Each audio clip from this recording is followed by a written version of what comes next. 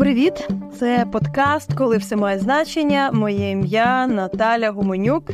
А я Ангеліна Карякіна. Всім привіт. Ну що, Наталко, будемо представляти нашого сьогоднішнього гостя. Я не знаю, чи правильно в наших умовах називати ще одного гостя екзотичним, але, певно, таки можна.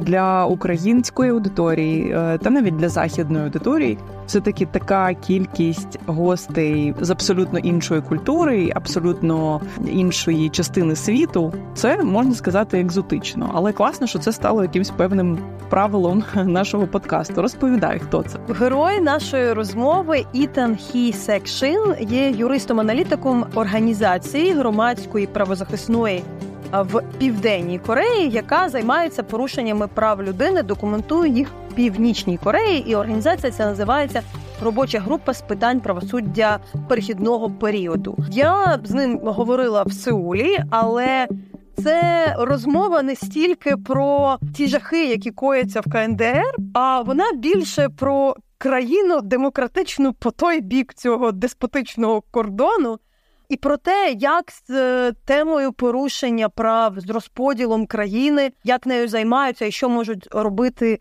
власне, південнокорейці. І ти згадала, якби, екзотичність країни. Я, як журналістка-міжнародниця, скажу, що зараз я не можу знайти іншу країну в світі, окрім Південної Кореї, чия нещодавня історія колонізації, розподілу, боротьби за демократію мені так сильно нагадує Україну. Чим тобі цікавий став Ітан і за яких обставин ви з ним познайомились? Я вже за останні роки дуже сильно зацікавилася саме питанням Південної Кореї, її досвіду демократичного розвитку після окупації Японією. Коли ми, українська організація, яка займається документуванням воєнних злочинів, було цікаво налагодити відносини з людьми, які працюють в цій самій темі. І коли мені вдалося поїхати до Сеула, перші люди, з ким я зустрілася, це люди, які документують правопорушення в Північній Кореї. Вони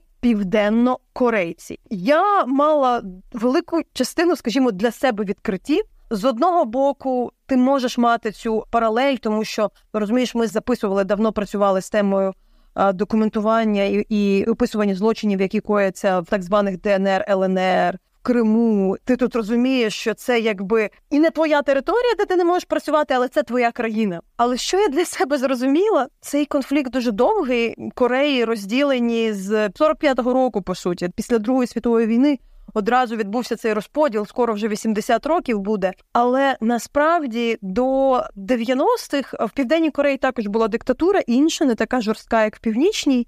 І фактично правозахисні організації виникли буквально в той самий період, як і в Україні, в 90-ті, потім в 2000-ті.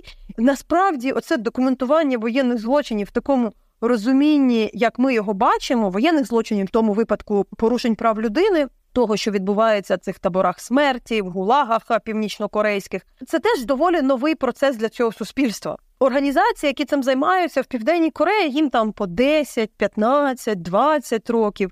Це не щось таке інакше. Ну, як нашим, власне. 10 років тому це от Майдан, да? Майдан СОС створився, да? Восток СОС. Дуже багато правозахисних організацій виникло в цей період. Тому, да, це такий горизонт дуже схожий. Чесно кажучи, я трошки цим була шокована, тому що я думала, що південнокорейці фіксуються ці злочини вже, 70 років, і в них є якийсь досвід, і він, звісно, є. Він складний, тому що за корейською конституцією в них навіть немає шансу створити якийсь міжнародний трибунал чи щось подібне. Всі злочини, які коються на території, Північної Кореї, вони вважаються, що може це робити їхня держава. Але так сталося, що частина корейського політикуму, зокрема демократичної партії, вона частково закриває очі на злочини, які відбуваються в Північній Кореї, тому що вже 30-й рік, інколи вдало, інколи невдало, швидше вже зараз можемо констатувати невдало, вони працювали на політику зближення і вирішення цього конфлікту і, скажімо так, відбудова відносин з Пхеньяном. Зазвичай корейський правозахисний рух не дуже підтримується державою. Він працює дуже часто всупереч державі. Українцям, які дуже далеко від Азії, здається, що є ось КНДР, яка постачає Росії зброю, яка така собі вісь зла, і є Південна Корея, яка, очевидно, має підтримувати Україну в її боротьбі проти Росії, бо ніби Південна Корея, очевидний там ворог Північної Кореї, і вони апріорі мають бути на нашому боці. Підтримка України Південній Кореї велика. Вона куди більша на ментальному, моральному рівні і розуміння того, що відбувається, ніж в дуже багатьох країнах африканських, латиноамериканських, європейських. Але політично, якщо говорити про уряди і влади, є певні застереження, є своя внутрішня політика влади Сеула, того, як вони працюють з Пхеньяном, з Росією. Правозахисники корейські всередині Південної Кореї не дуже зручні люди для цієї влади. Є окрема група така консервативних, більш релігійних організацій, які є частиною консервативної партії, але вони, скажімо так, менше про права людини, більше про критику Північної Кореї. Це теж треба розуміти.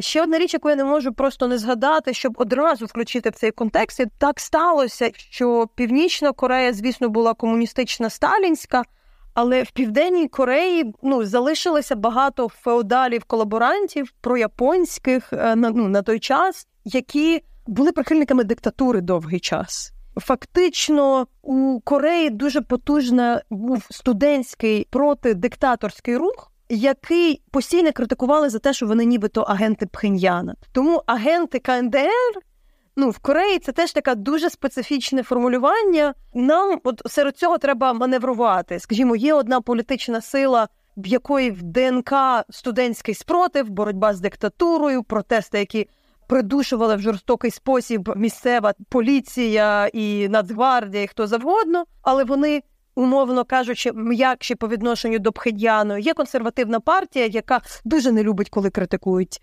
диктатуру, коли говорять про імперіалізм, але вони, дуже жорсткі проти Північної Кореї. І ось тут нам якось треба маневрувати, щоб в цій країні отримати свою підтримку для нас, тому що все-таки це теж з багатьох демократичних країн, які існують в світі, одна з небагатьох з потужною армією, з потужними технологіями, з сильною протиповітряною обороною і всім тим, що потрібно Україні. По-людськи зрозуміло, що з цими людьми, з якими ти спілкувалась, правозахисниками, є спільна мова і є якісь навіть спільні, меми, почуття гумору, про яке ти розповідала, де корейці трошечки так підсміюються з японського імперіалізму. Це якась така струна, яку ти теж, коли ви десь там щось пожартували, спільно ти відчула, що щось таке схоже є. Ти можеш трошки про це розказати? Скажімо, ми в Україні дуже мало знаємо про японську окупацію Кореї. І чому вона мені видається дуже подібною, і її легко зрозуміти, і корейці дуже легко розуміють, українців, тому що за ці там роки, особливо це було до 45-го року, 35 років окупації Японії, заборонялася корейська мова, заборонялися корейські імена, люди брали японські. Тобто, і це була, умовно, одна раса, перший сорт, другий сорт, і дуже подібно. Звісно, треба розуміти, що, наприклад, в центрі Сеула є пам'ятник адміралу, який в середньовіччя відбив якусь там атаку японців. Тобто, розумієте, головний герой на центральній площі, якщо уявити там наш Майдан, то для Сеула це адмірал, який поборов японців в середньовіччі.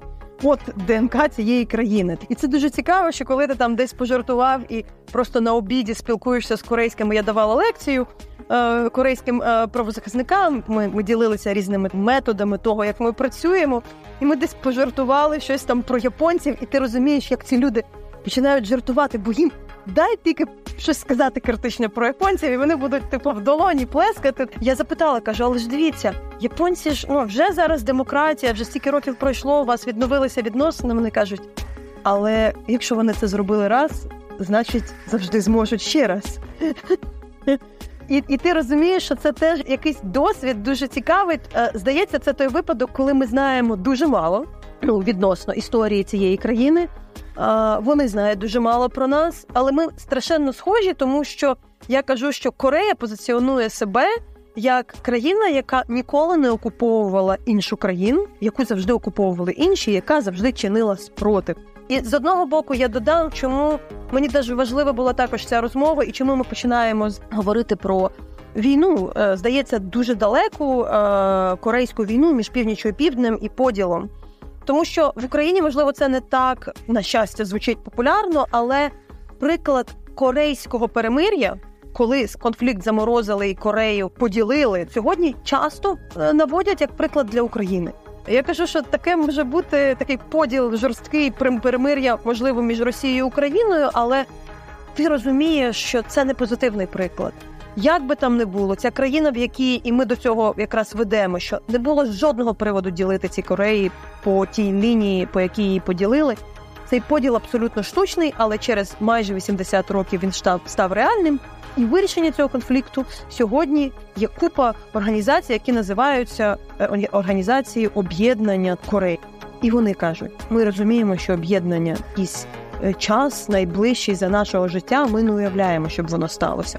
Просто тому, що замороження і невирішення конфлікту вчасно призводить про створення вічного конфлікту. Давай послухаємо вашу розмову. Отже, Наталка Гуменюк з Ітаном Хі-Сек Шином.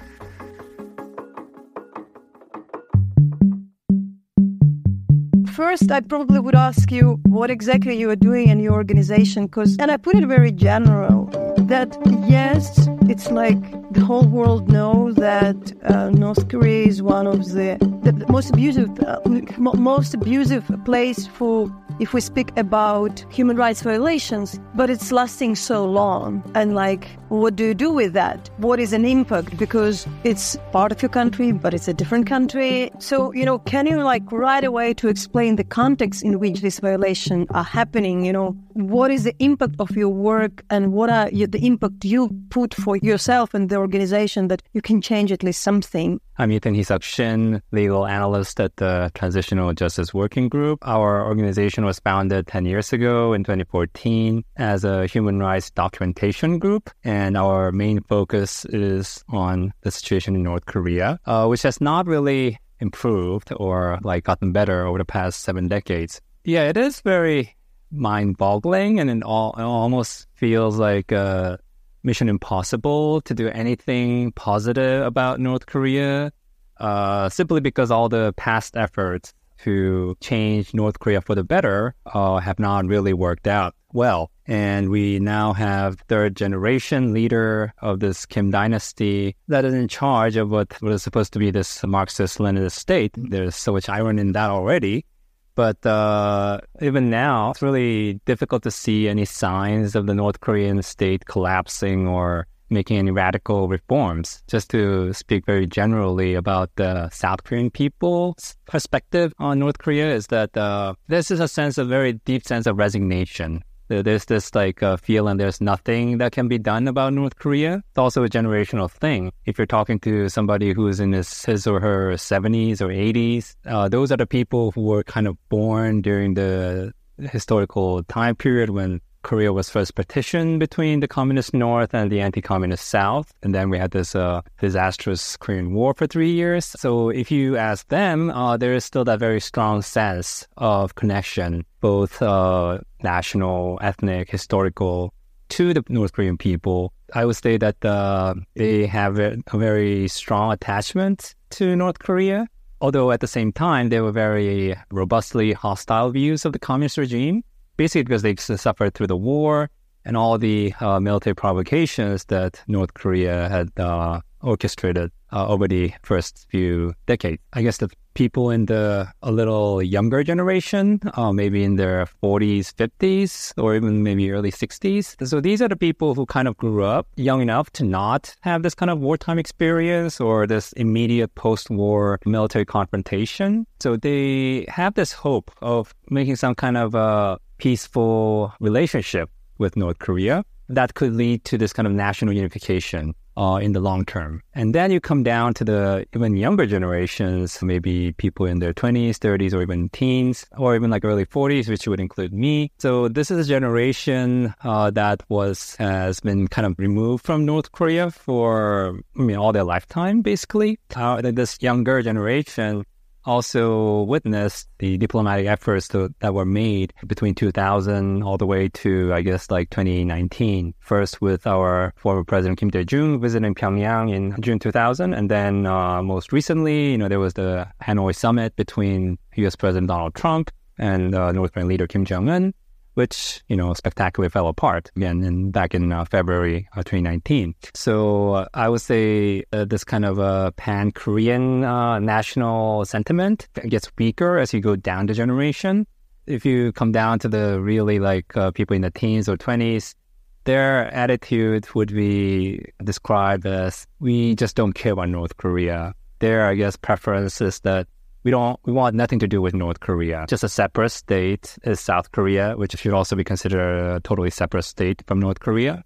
And it'd be better if the two countries just don't care about each other at all. That's what happens after 70 years of separation, basically zero person-to-person communication or exchange. I guess one episode that would kind of symbolize all of this generational trend would be, so my paternal grandfather, he was born in in the 30s. He had a younger sister who, interestingly enough, actually defected to North Korea during the Korean War in 1950. So she was this proto-communist, proto-feminist college student, medical student in 1950. Because she was this kind of student radical, she was actually very pro-communist, pro-North Korea, which is why when the North Korean forces invaded South Korea in June 1950 and basically conquered most of South Korea, she actually joined the North Korean side.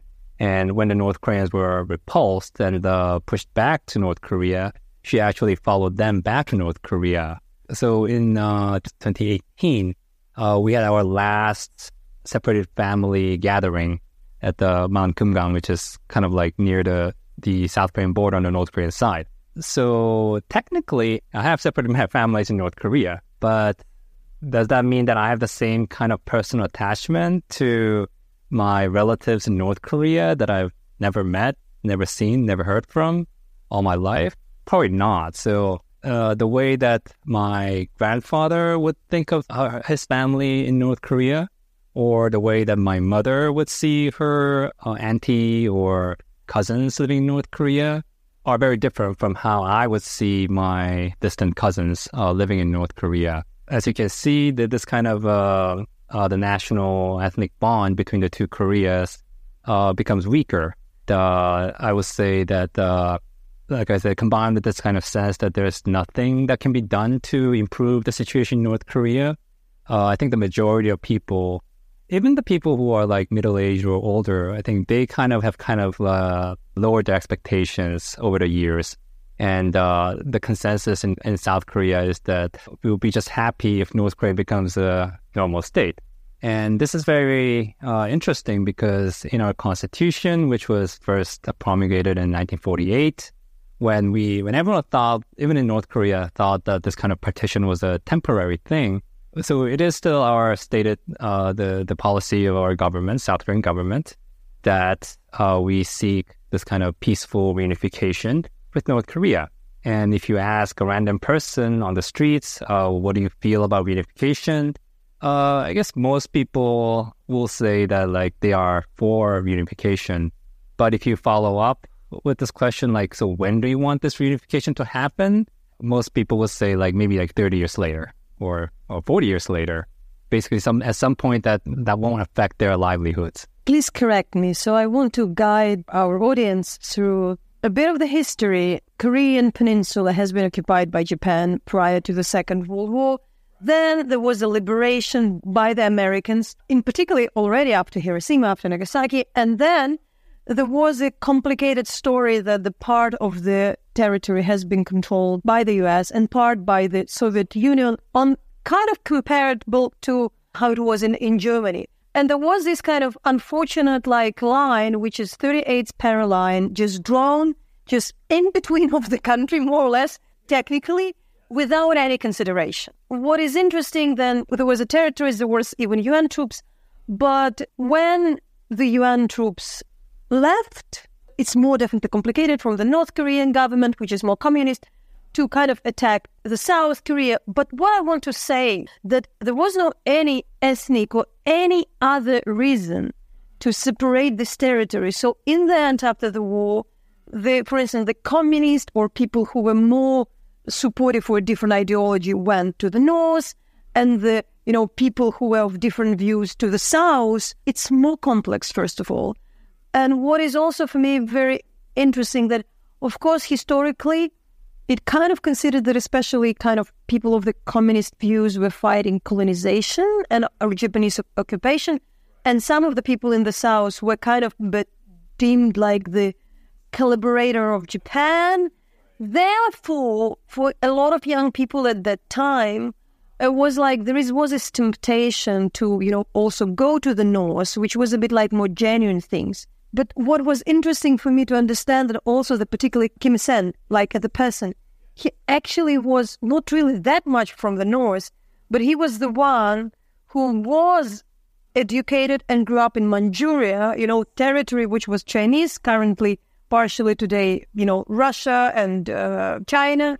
He really was like backed by the Soviets as well. So it's not like really like there were genuine people, who were liberals in the South, but there were one which were more kind of Japanese collaborators. So it was extremely complex. In the end, it ended up to have this kind of a very unnatural division, which today became something absolutely genuine. So please maybe, correct me if I made some wrong things. No. Or if there is something to stress in this kind of like political explanation of... Yeah. I would say that what we would call this kind of the state of Korea, very interestingly, it actually existed in this current borders for almost 1,000 years. Basically, already by the 10th century, our national border was basically along the Yeol River. So the northeastern part was somewhat more, controversial because the Jurchen nomads were still living there. Basically, like places like Pyongyang were already part of this Korea kingdom back in the 10th century, and it has kind of remained that way for almost 1,000 years. And so the Korea dynasty lasted for maybe like about a little less than 500 years, and then it was replaced by the Joseon dynasty in 1392, and then it lasted until 1910 when Japan actually annexed the whole of Korea. Obviously, these old dynasties were not exactly nation states. These were obviously royal feudal states. So nevertheless, this idea of this geographical political unit of Korea being there was there since the 10th century. We had our share of invasions from the Mongols to the Jurchens and the Japanese, but somehow we managed to keep our independence for a good part of those 10 centuries until 1910, which is when Japan actually took over the entirety of Korea. This was a very, from the South Korean nationalist perspective, it was a very humiliating experience being under foreign rule for 35 years. Although this kind of idea of nationalism, modern sense of nationalism didn't really exist back in 1910. Like I said, because, Korea was a feudal state, it didn't really have this kind of modern sense of nationhood. But ironically, during the Japanese colonial period, that kind of nationalism actually began to grow. Nobody really saw this kind of partition coming. It was pretty arbitrary. If it hadn't been for the fact that Korea was in this kind of very strategically important geographical location, sandwiched between Soviet Union, China, Japan, and now the United States, U.S. forces, I think it might have gone a more average trajectory that most post-colonial countries went through after the 50s and 60s. But in our case, because of the Cold War just flaring out in the Korean Peninsula, with the Soviets taking over the northern half and the U.S. forces taking the southern half. At first, obviously, as you know, from the history of Cold War, it wasn't so obvious back in 1945 that all this would happen, but it just very quickly evolved into this kind of, ideological class conflict. And I would add that, obviously, that this kind of external elements were very crucial, but there were also some internal issues in Korea as well. Korea back then was a very agrarian society, 90% of the people were farmers. And the big issue, obviously, was what to do in this new independent state. And people had very radically different ideas about what to do. So on the one hand, you had a bunch of communists who wanted to impose this kind of Marxist-Leninist political economic system in Korea. Whereas on the other hand, you had very strong anti-communist, politicians who I wouldn't necessarily call them democratic, but they did want to this kind of a more modern economy, modern political system. But we could definitely see this kind of like political diversion happening when the Soviets created this communist state in the north, and the Americans basically created an anti-communist state in the south. It just coalesced into these two very polar opposite camps. Roughly the population ratio between the two Koreas was like 2-1. So basically South Korea has double the population of North Korea. But economically speaking, North Korea was much more industrialized during the colonial period, because that's where they had all the natural resources. And the Japanese strategically, obviously they didn't never think about losing Korea, but they invested heavily in the northern half of Korea. So North Korea was much more developed, the people much better educated. But what happened was that even before the war broke out in 1950, Kim Il-sung implemented a radical communist program. The population in North Korea at the time was 10 million, 20 million in South Korea. What his reform, quote-unquote, communist program did, all the landlords or the capitalists or the pro-Japanese collaborators, they don't always overlap, but in many cases they did. Basically 1/10 of the population, 1 million people who used to live in North Korea, fled to South Korea. Until 1949, actually, like I said, because South Korea had more people, a bigger population, it seemed very unlikely that North Korea would invade South Korea. But everything changed when in the Chinese Civil War, the Communist forces won in 1949, and they declared the establishment of the People's Republic of China. There were actually 90,000 ethnic Koreans who were fighting in the Communist Red Army in China. After the Communists won in China, these people thought that now it's time for them to return to North Korea or return to Korea and do the same in Korea, liberate the whole of Korea from this kind of pro-U.S. imperialist camp, and basically impose this kind of communist rule in the entirety of Korea. So all of a sudden, North Korea's army expanded both in size and also in terms of experience. That enabled North Korea to actually seriously contemplate invading South Korea in actually less than 1 year's time. In that sense, South Korea was kind of caught off guard by this kind of North Korean invasion. And not only that, but Kim Il-sung obviously went to Beijing and then to Moscow to win prior support from Stalin and Mao Zedong for his plan to invade South Korea. Also was crucial that at the time, the U.S. government was not so keen about defending South Korea at all. The U.S. did not want to get involved in the continental wars in the Asian heartland. So the U.S. strategy basically was to defend the islands, like the Japanese islets, the archipelago, or the Philippines. All these areas that can be defended by the Navy and the Air Force with much less expense and in terms of manpower and finances. But as it turned out, when North Korea did invade South Korea, the U.S. actually did decide to intervene. So that actually came as a huge surprise for not only for North Korea, but for other countries as well. But the U.S. did intervene. If you really read the books, you'll be appalled that the South Korea didn't have tanks at that time, while the North Korea has been heavily militarized. But I think at this stage, I'd ask you to return to where we are now. There were some, this line has been frozen, and I'll have the question regarding that. But how would you describe today North Korean state? If you really want to understand what's happening or what's there in North Korea, you have to see things from its founder, Kim Il-sung, the first de facto founder of the North Korean state. It's important to also remember that his mentor was none other than Joseph Stalin. North Korea was actually a really communist state, where that was a satellite under the total control of Stalin. whereas South Korea was this nationalist force that really promoted this kind of the argument about we are fighting against the Soviet-backed puppet. That was the narrative during the war. Stalin died in 1953. The Korean War ended with an armistice. Kim Il-sung saw what happened in the Soviet Union after Stalin.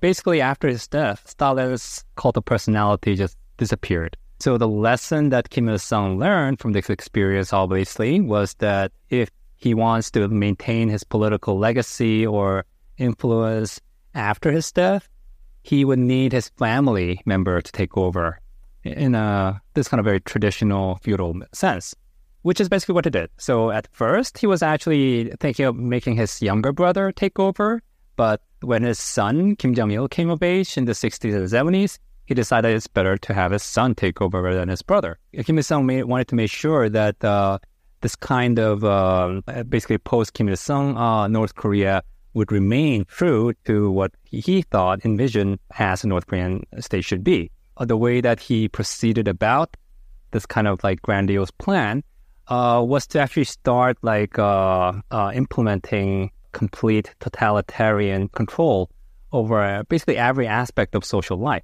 His Christian upbringing was very helpful in this sense.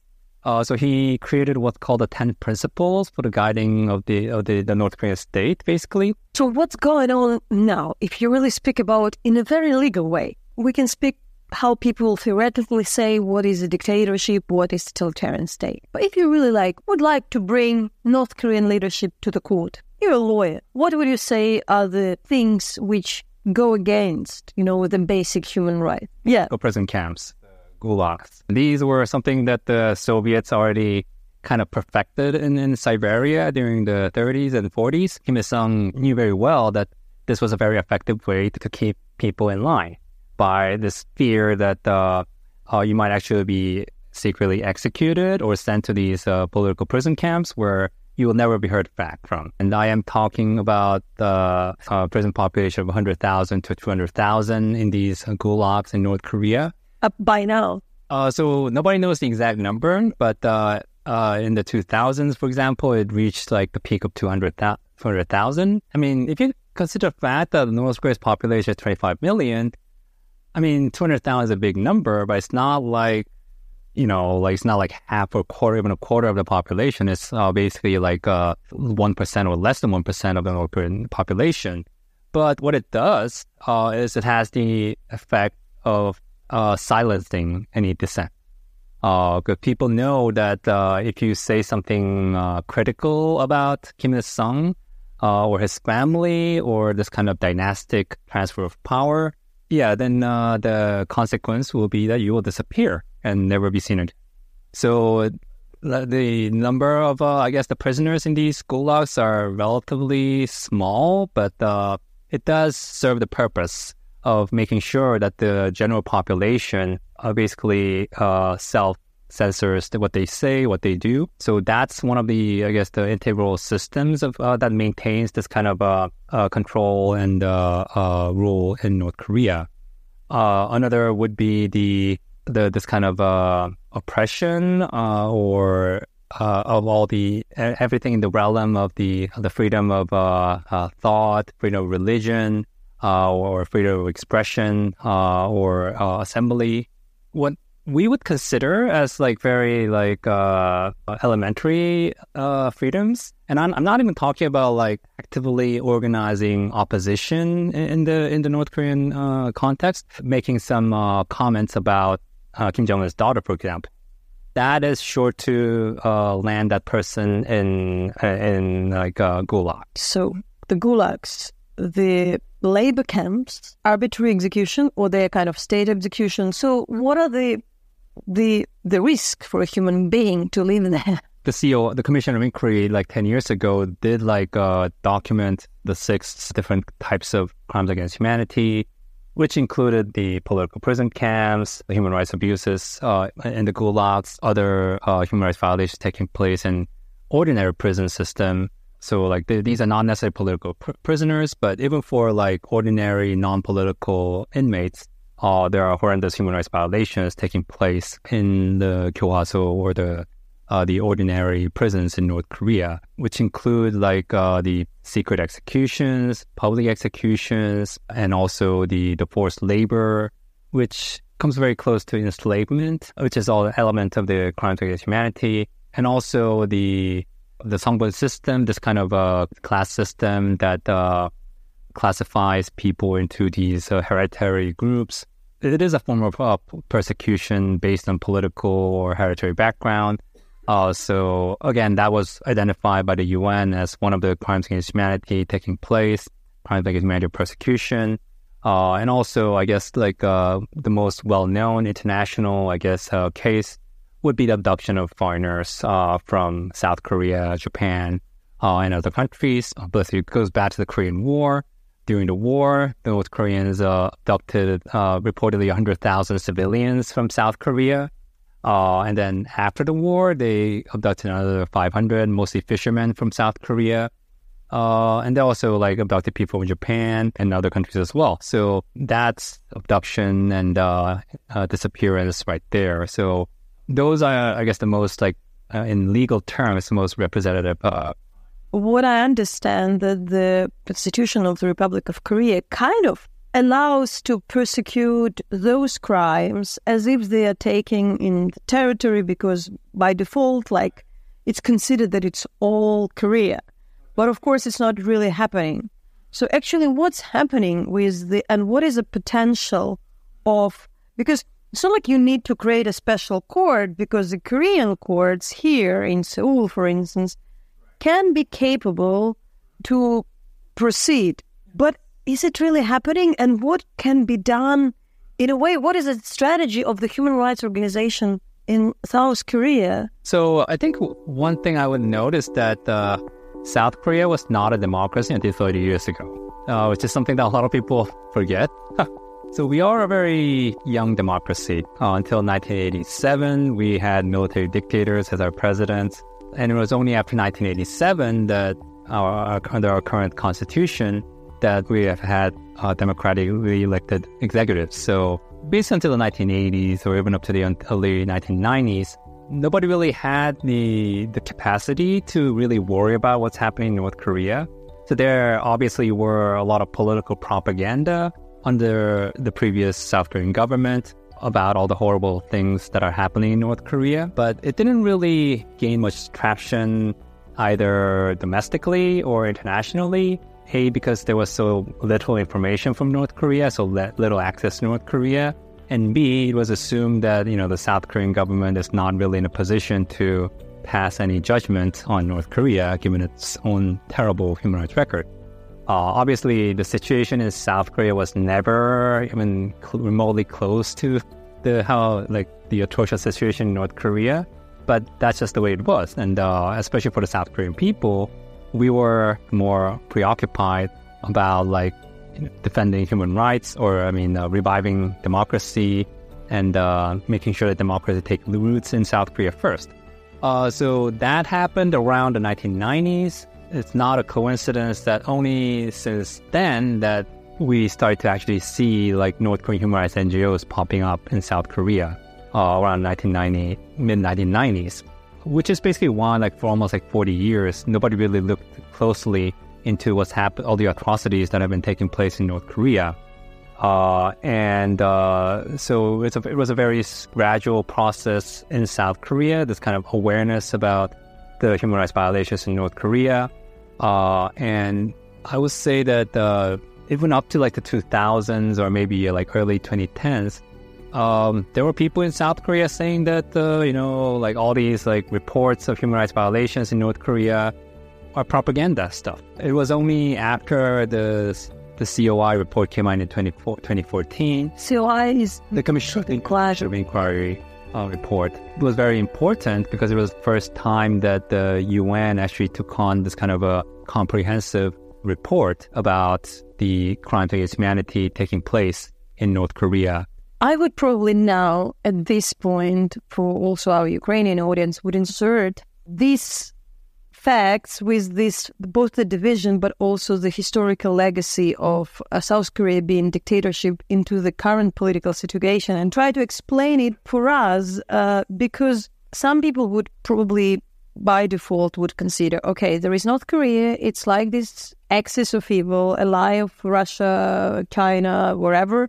And there is, of course, the South Korea, which is, the American ally. And obviously they, by default, should support Ukraine and just because. But what you understand, it's quite a polarized society if you speak about the modern politics at this point. But there is a party which was more conservative and the more liberal. The conservatives were in power for quite a long time, including the military dictatorships. And it was a very rough military dictatorship with secret prisons, political prisoners, persecution, but also political persecutions where often North Korea was like an excuse. So you can deem the student protest leader or anybody else or any opposition leader as North Korean spy. So obviously in the population, it creates a feeling that, if you want to blame somebody for somebody, the government, which is dictatorship, would accuse people of being North Korean spies. But, there were this famous, Gwangju Uprising of the students and massacre by the military dictatorship, which killed a lot of protests and which wasn't allowed to speak about till kind of 90s. So that's why I would understand, that there would be this kind of more liberal or democratic party coming, and they would be cautious about being very anti-North Korea because they were persecuted under pretext being North Korean spies and things like that without being that. And that's why I see that half of the current political class, which come from this democratic movement of the 80s and 90s, reluctancy, being very tough, for instance, on Russia, very, very tough on Pyongyang, and actually align with, let's say, even the causes like the Russian war against Ukraine, or even being not really anti-American like leftists in Latin America, but being cautious about the US because it's considered the US-backed Korean dictatorship. For me, that is a bit strange that you have a really the part which is usually considered to be more liberal, more pro-human rights. But in this particular country, this particular part of the society is not really that much into the North Korean violations. And that's why also it's very hard for Ukrainians to find the way and to find kind of the support, because you see that the conservatives, because Ukraine is also have this tradition of fighting dictatorship. We're very proud of the student uprising. We're very proud of fighting authoritarianism.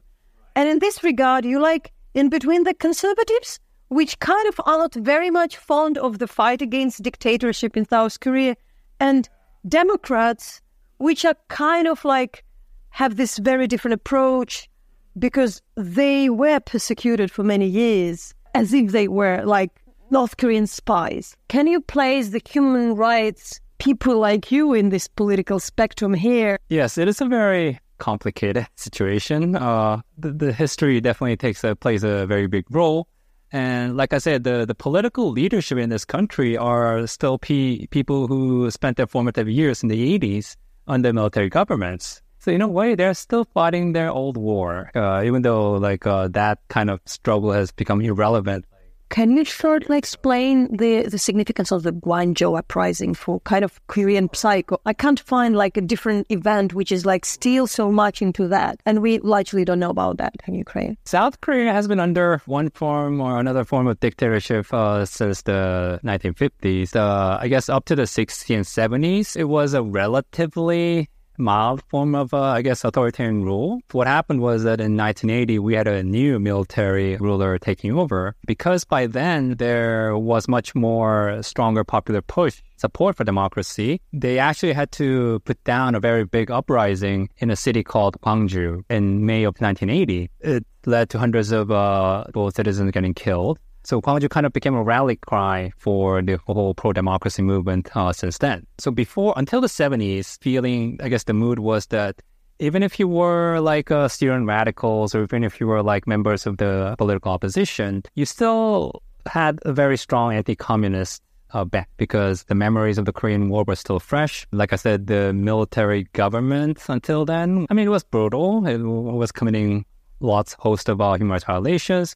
but it hadn't had that kind of like scale of a massacre like in Gwangju. Whereas after the 1980s, this kind of pro-democracy struggle became much more, I guess, radicalized. And also, not only that, the South Korean people's perception of the United States also changed a lot. Before Gwangju, there was this general idea that the U.S. is in support of this kind of pro-democracy movement. Actually, many people in Gwangju during the uprising hoped that the Carter administration would intervene militarily to defend them from the military ruler, which didn't happen at all. That led to not only the radicalization of the student movement, but also very strong like anti-U.S. sentiment as well. So you see the student leaders not only protesting against the South Korean government, but they also like set torch to the U.S. Cultural Center in Seoul. That was something that you've never seen before. In this kind of very extreme mindset, your enemy becomes your friend. So in this kind of very weird logic, North Korean government was perceived less as this kind of like ideological enemy, but more as this kind of ally in the struggle against the military government. It's also important to remember that until 1991, the Soviet Union's collapse, Marxism was still popular in many parts of the world, including South Korea. All this led to this kind of very existential struggle between the conservative government versus the progressive, the more left-wing political elements. Like I said, in 1987, South Korea made this transition to an electoral democracy. We would never see military coups afterwards, and we would more or less have democratically elected presidents since then. Even now, there is, like I said, the political leaders we have still come from that historical era. It's pretty significant for us to understand that because, as I said, like when you really speak about Republic of Korea-Russian relations, there was no relations of the South Korea with Soviet Union after the Soviet Union collapsed. So they were kind of like rebuild this economic relations with Russia, a bit like Germans did and kind of invested a lot. And now it's exactly the people who in power now, partially. You know, like these parties are changing. There is one, another one there. It's kind of more or less like two-party system. That's why you kind of understand that, for instance, the people who vote more Democratic Party, they don't want to be very tough on Russia because also they're into this sunshine policy with trying to find a way to work with North Korea. So you don't want to antagonize Russia in this regard.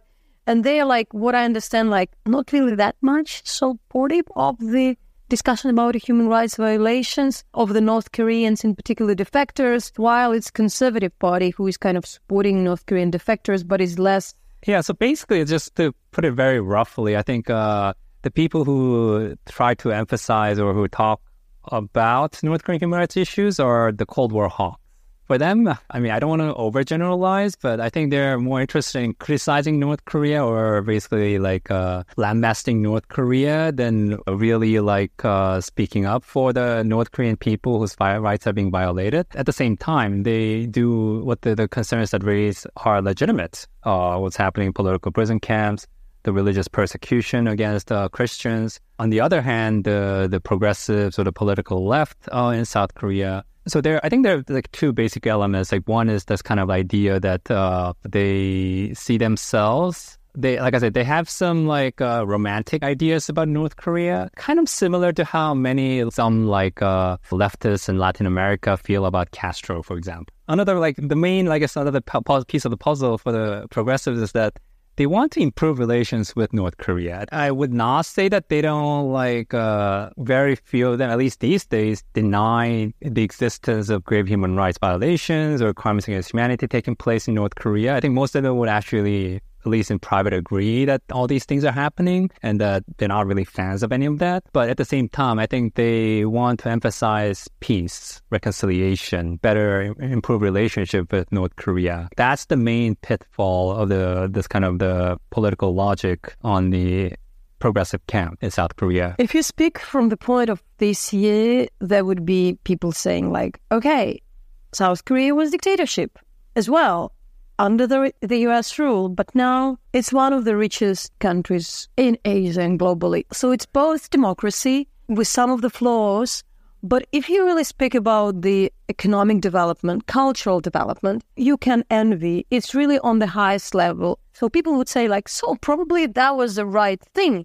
And there would be some people who are saying still that. So I guess like one of the interesting cards used by the progressives in many cases actually is pan-Korean nationalism. Their kind of argument, which is actually so in a way related to how the North Korean government kind of justifies everything, is they present themselves as the defenders of the Korean nation from this kind of external influence. Some people might say that, well, if this kind of U.S., entanglement has turned South Korea into one of the most richest, most well-developed countries in the world, is that such a bad thing? A lot of South Koreans would agree with that. But there are a minority of people who are very diehard nationalists who believe that preserving this kind of total self-reliance, sovereignty, whatever that means, is the supreme value for them. If that means impoverishing the whole nation or resulting in sanctions that collapse the economy, so be it.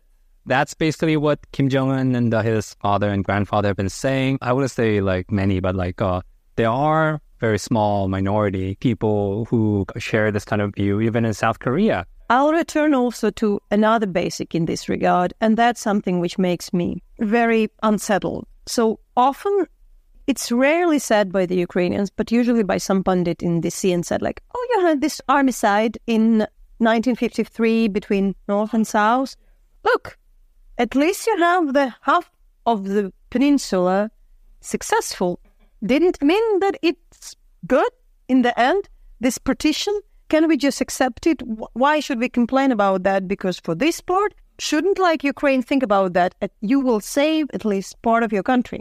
What would you say on that? When that wall or the demilitarized zone went up in 1953 after the armistice, the people who happened to be on the south of that DMZ were lucky in the sense that they, enjoyed the economic growth and political liberalization that happened in the following decades.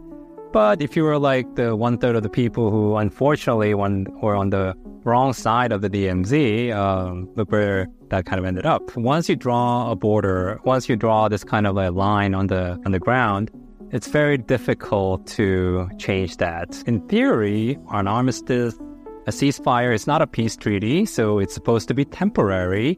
But look at how that temporary line became a permanent de facto border between South and North Korea in the past 70 plus years. I would not be surprised if there is some temporary ceasefire line that's drawn between the Ukrainian forces on the one hand and the Russian forces on the other, that line will be there for a very long foreseeable future. I would usually say that there is a way the experience of separation of Korea can be applicable. I would rather say that, but between Ukraine and Russia, including by now you have 28,000 of the US troops stationed in South Korea. We can discuss what would happen in the years and years to come, but in a way that yes, you can have some long-time peace between the separated territories.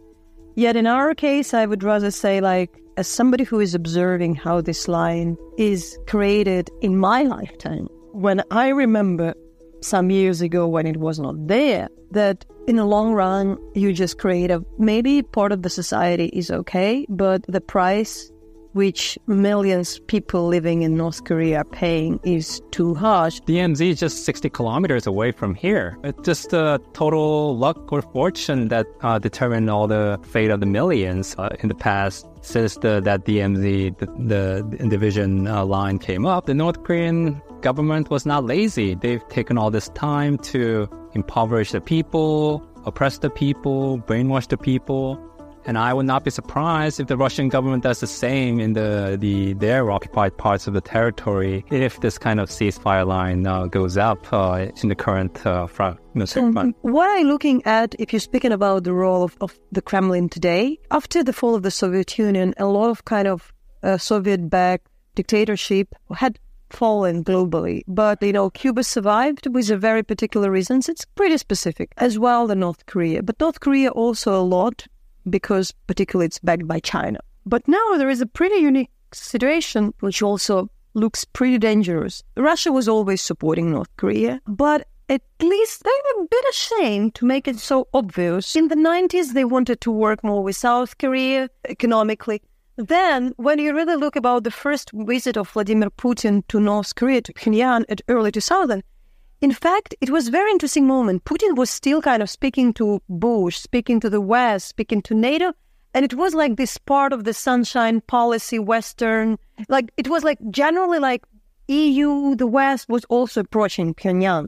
So he came in a very different context. And now it's like he really did. Yes, Ukraine is targeted by the North Korean weapon, and we're speaking about the millions rounds of the ammunition, of different type of the ammunition.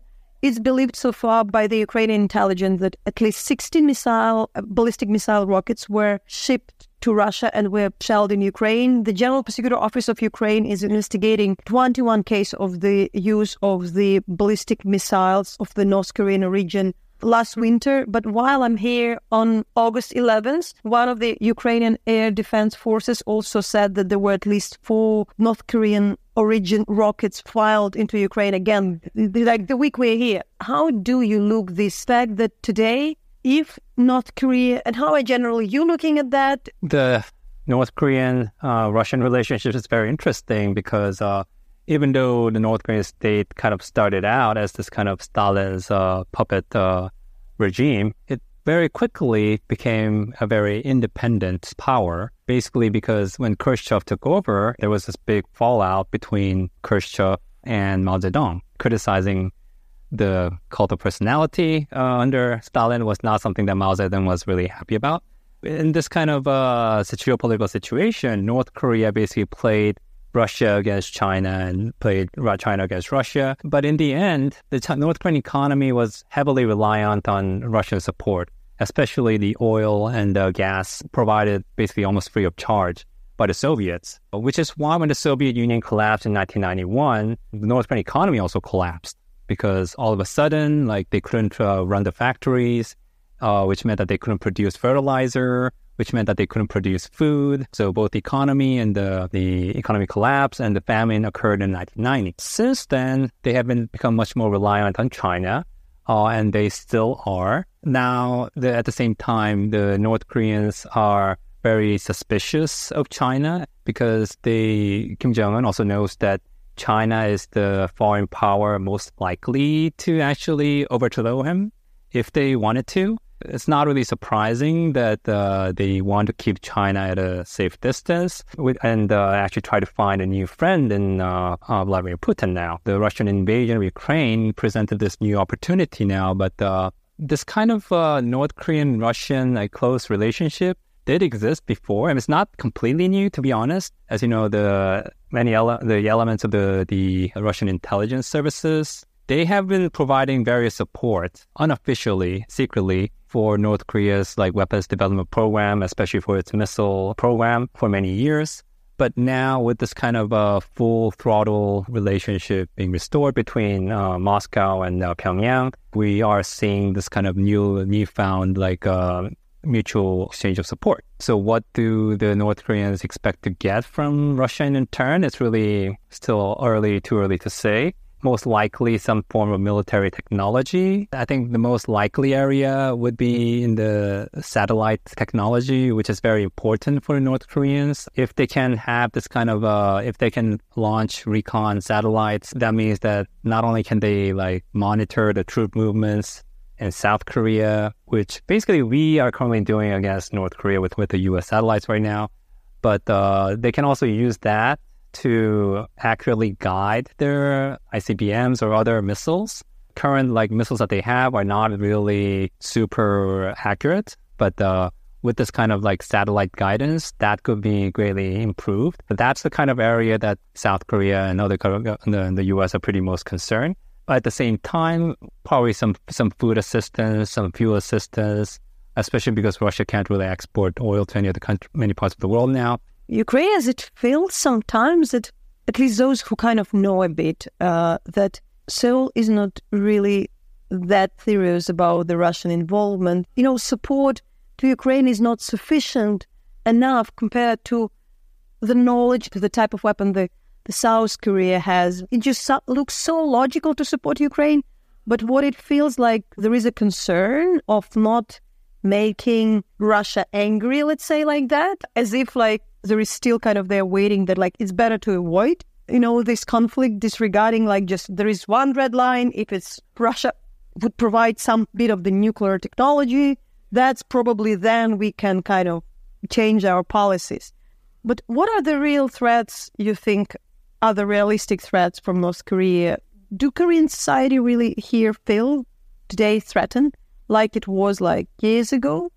Or it's just like, oh, we're strong, we have army, we have, I don't know, air defense, so we don't care. However, Seoul is as close to the border as probably, Kharkiv in Ukraine, this our second largest city. But that's the thing. This is nothing new for us. We have been living in this kind of very abnormal state for the past 71 years. We've had these like war scares in the past. For example, in 1994, when the U.S. came very close to, there were threats of like bombing the Pyongyang nuclear facility in North Korea, or more famously, I guess, in like 2017 when Donald Trump and Kim Jong Un got into this like, war of words. But the problem is that because we've been like living in this kind of situation for such a long time, our coping mechanism is kind of like, basically we're in denial. Imagine like if you're like constantly every day and night, if you're thinking that North Korea is going to invade us,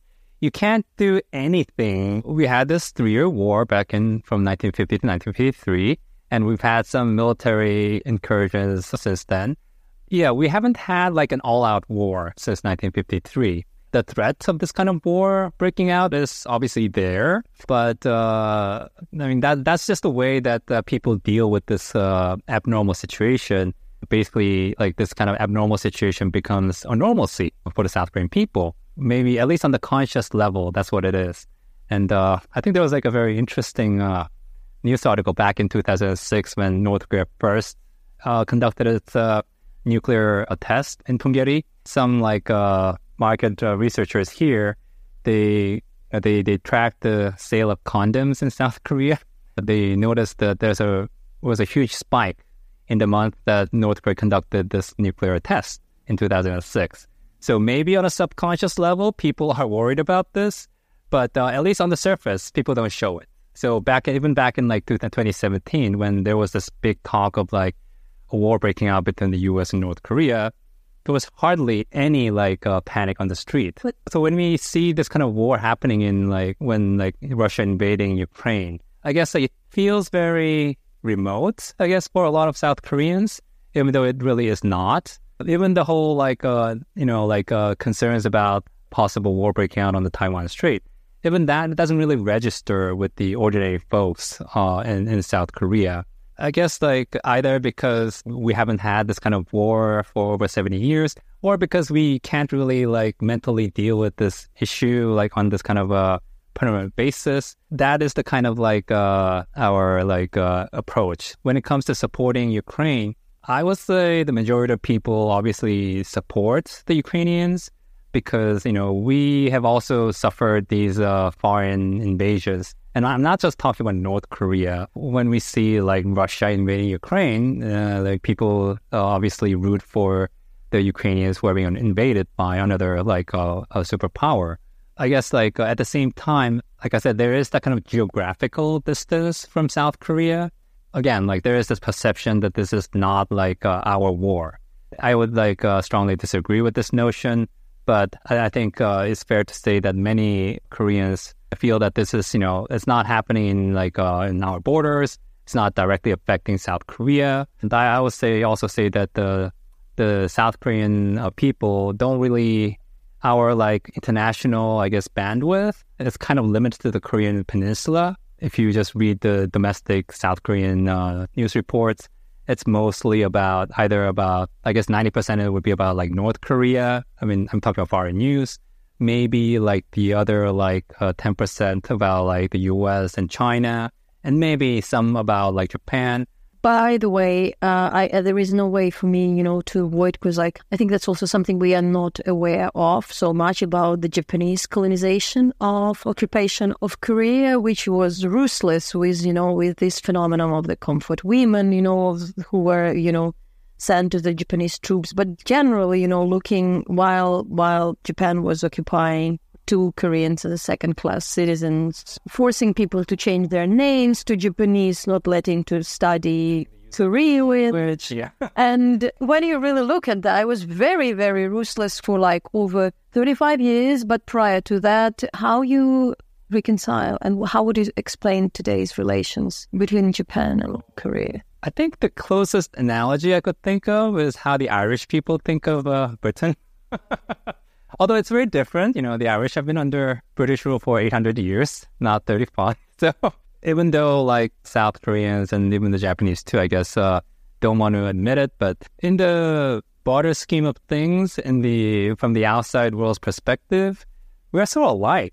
When we go live abroad, if you don't have any Korean neighbors, Japanese neighbors are probably the ones that you'd be feel the most close affinity to culturally, because we are pretty similar in many ways. But at the same time, I think that also can be a source of a lot of enmity. And so I think at a personal level, if you ask some average South Korean on the street, he or she would say very nice things about the Japanese food, about the Japanese, how the Japanese are very punctual. In my generation, for example, a lot of us watch Japanese movies, so a lot of Japanese music. Most people say that we like Japanese culture, Japanese people, but we don't like Japan. I guess now, especially because of the economic catch-up, I guess even back 20, 30 years ago, Japan was perceived as a much more advanced country. And I guess even now, in many aspects, it still is. But obviously, Koreans would never admit that publicly.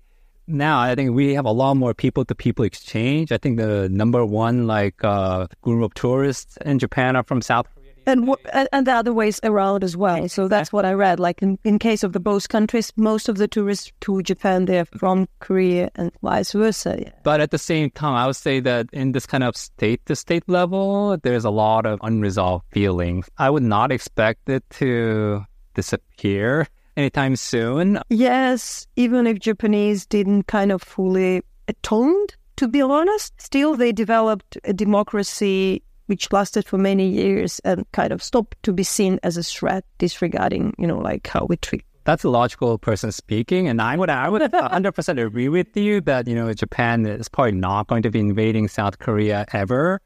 But if you ask, average Koreans, there is still that fear that, the Japanese might come back. Their logic is that it happened once, it can happen again. But I mean, at the same time, I think a lot of the more strategic thinkers, people in the foreign policy, security establishment, there is a recognition for need for greater cooperation between Japan and South Korea. At the end of the day, we have so many common interests. It would be mutually beneficial for both countries to actually cooperate. But at a political level, it's still very difficult, which is why the U.S. has been kind of acting as this kind of a middleman, so to speak, between Japan and South Korea. That has been the U.S. America's traditional role in this kind of bilateral Japanese-South Korean relationship. But why I would also encourage Ukrainians and the people who listen to us to learn more about that, because I think there is something very interesting for us to understand. Usually, it's very hard to find understanding if we speak about colonialism and occupation. Colonialism in particular, especially when you try to speak, for instance, about Africa, because it was these people from far away, which look totally different, coming, and to overtake the other people. The idea of this similarity, racial similarity, not language, but and this kind of superiority of alike people with alike cultures and a common history.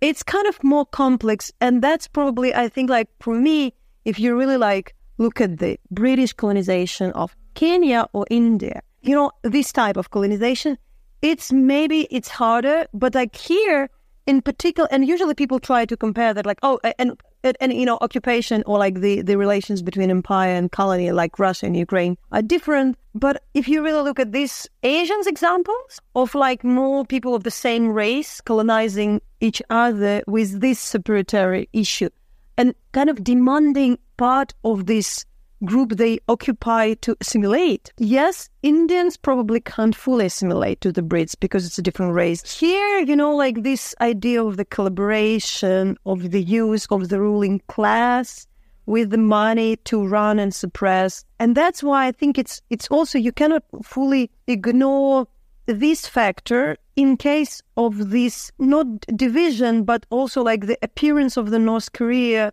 as a horrible result also because it was indeed partially a feudal Korean ruling class which partially collaborated with Japan, and when they used the money given by the occupier and suppressed their own people which rebelled. So, I would really understand because we also had the class of the Ukrainians who collaborated with Russia, not because they have political views. Even like in the 90s, I was laughing to hear that, even like prior to 2014, it was for me very interesting to say that, like Korea has this Freedom Party, which was actually the party of the ruling class, which was the collaborators, which misused their own people. And it looks like our President Yanukovych, to be honest. It's very interesting because what happened in Korea, South Korea, at least after 1945, was that we had this kind of, the Japanese government and the Japanese private citizens and enterprises, they own 85% of the total assets in South Korea. And what happened after Japan's defeat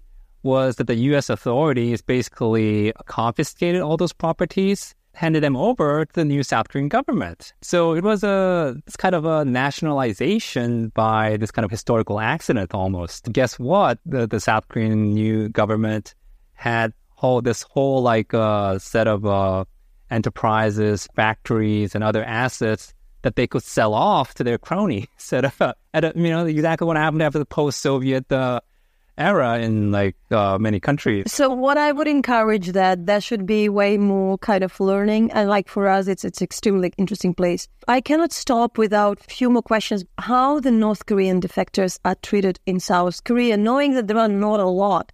And yes, there were periods like hunger where there were more possible to leave. Also later it was possible to leave kind of at different times. Now what I understand, the figures are hundreds of people per year. Mainly they are coming through China, paying huge amount for brokers, being abused, being exploited, sexually harassed, going through the Chinese brokers, then later going to kind of probably Thailand, being able to come here, and what? This is a very, sad chapter in history. But so until the 1990s, the North Korean economy was more or less going. And then, like I said, in 1991, the Soviet Union disintegrated. No more fuel supply or any other support from the Soviet Union. The economy collapsed. Food shortages spread into famines. So that's when the North Korean state, for the first time, started to lose control over the population. So that led to desperate people, basically seeking foods to China, which was the only country that they could actually go to en masse. In the late 1990s and I guess up to the early 2000s, these are unofficial estimates, but NGOs were saying that there were up to 300,000 North Korean refugees roaming parts of northeastern China. The North Korean state obviously managed to overcome this existential crisis by the early or mid-2000s. Not surprisingly, they have started to reassert control over these populations, especially in the border areas. Until 2010-ish, it would have around 2,000 North Korean escapees making their way to South Korea, either by taking some direct flight from China to South Korea, or more likely they would make this long trek to Thailand, which is the country that allows them to seek refuge. Especially after Kim Jong Un took over in 2011, the economy was already collapsing. Fast forward to 2011, more or less that kind of crisis had abated. The worst had abated. And Kim Jong Un basically wanted to reassert or reintroduce the old system, going back to Kim Il-sung, his grandfather's era. And that meant no more people escaping the country and becoming refugees in China. You see the gradual decline in the number of defectors. But so would they be given any funds, any support, and also what about in South Korea and how they would be seen also with the suspicion? There are any prejudice? And just also, to be honest, not too many. Yeah, it's only 34,000 out in a country of 50 million. But they do have this kind of outsized, I guess, public limelight. Because going back to the Cold War era, this is when we were having like maybe dozens or less defectors every year. These people were treated as heroes back then, like people like who made this bold move for freedom. Propaganda, lots of propaganda on the South Korean side. They had like a super generous like social support from the South Korean government in the 60s, 70s, and 80s. Now, from the 90s, we start to have, like I said, like 2,000 defectors coming to South Korea every year. So obviously that kind of generous support started to be scaled down by the South Korean authorities. But we still have some substantial like support. And like I said, it's not such a big number. So it's something that the South Korean government can still manage. So we more or less have this kind of free long-term free leasing of like housing for the defectors. And we also have like resettlement funds that are provided to the North Koreans who have settled in South Korea. So I guess like in economic terms, they do get this kind of support. The problem is that they can't really adjust economically and socially well in South Korea because they come from such a radically different cultural zone. They've never, for example, had to seek a job. Job was something that was given to the party or more like assigned to you by the government. You had no say or choice about where you wanted to work, so more or less. But now you have to actually actively seek out employment.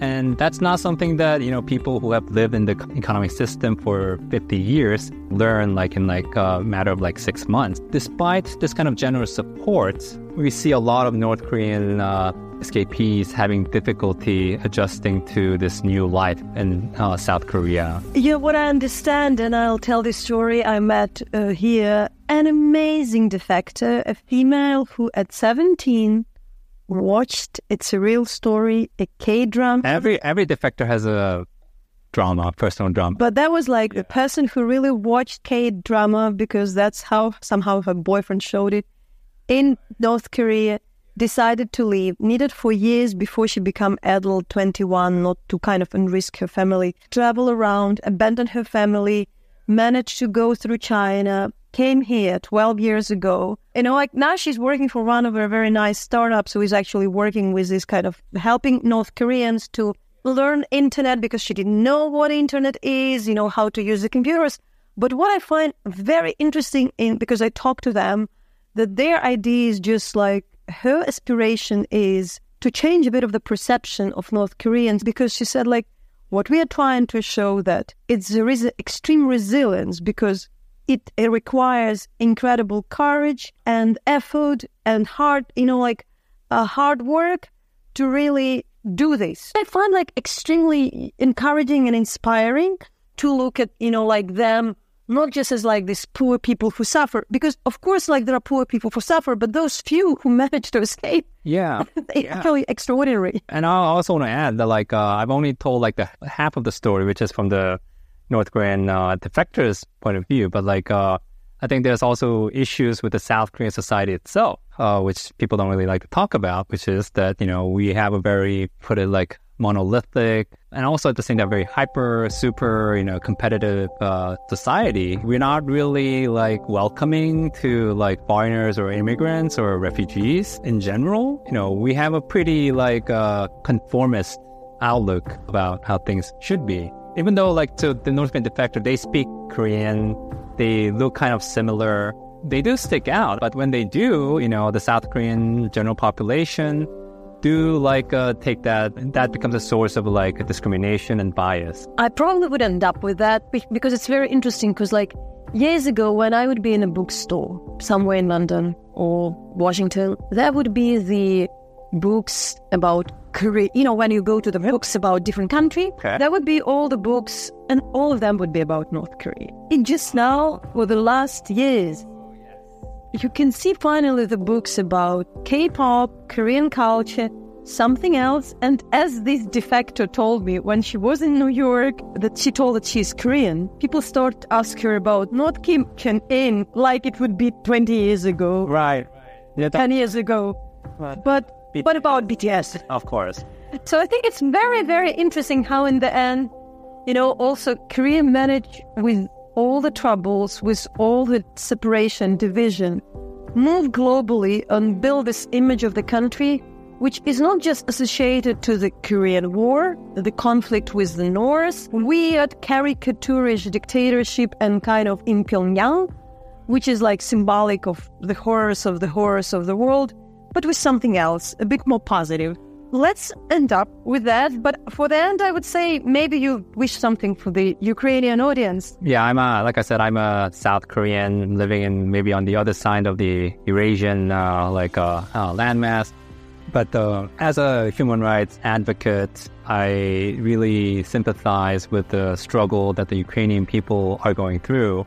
Just speaking from our own historical experience, I hope that you guys will overcome this war, and I hope you defy everyone's predictions or the pundits' musings, and show them that what you guys got. And so again, like something that a lot of my friends too are thinking about Ukraine when we try to help the Ukrainian cause. So yeah, just know that you have friends in South Korea as well. Thank you.